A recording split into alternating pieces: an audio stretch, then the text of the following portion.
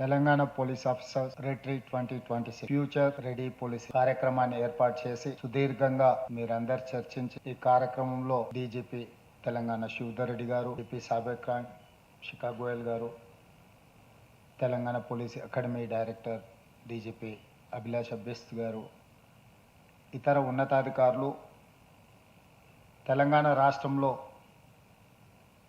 ప్రజలు ఎదుర్కొంటున్న సమస్యలు, పోలీస్ శాఖకి తమ విధి నిర్వహణలో ఎదురవుతున్న సమస్యల్ని కూలంకషంగా చర్చించి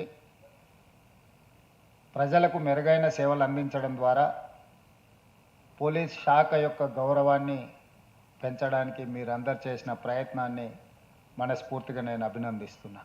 ఎప్పుడైనా ఎక్కడైనా మనం ఎక్కడున్నామో మనం తెలుసుకోగలిగితే మనం ఎక్కడికి చేరాలనుకుంటున్నామో సులువు అవుతుంది.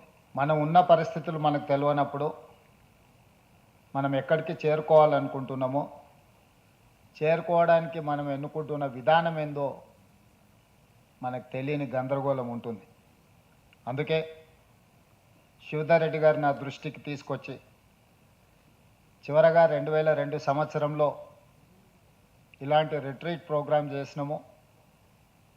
ఇప్పుడు మళ్ళీ చేయాల్సిన అవసరం ఉన్నది. సమాజం ఎదుర్కొంటున్న సమస్యలు, నూతనంగా ఎదురవుతున్న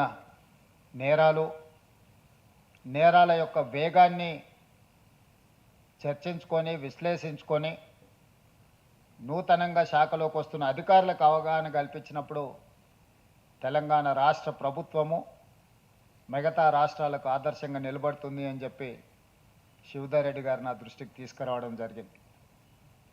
ఈ విషయంలో డిసెంబర్ 2025లోనే మనం ఈ కార్యక్రమాన్ని ఏర్పాటు చేసుకుందాం అనుకున్నప్పుడు స్థానిక సంస్థల ఎన్నికలు, ఆ తర్వాత వివిధ కార్యక్రమాలతో 2 సార్లు వాయిదా పడి ఈరోజు ఈ కార్యక్రమాన్ని విజయవంతంగా మనం పూర్తి చేసుకోవడం జరిగింది. నాకున్న అవగాహన